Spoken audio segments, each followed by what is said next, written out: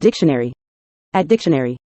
In a general sense, belch is a verb that describes the act of expelling air from the stomach through the mouth with a characteristic sound, often accompanied by the release of gas. This action is colloquially known as burping or eructation.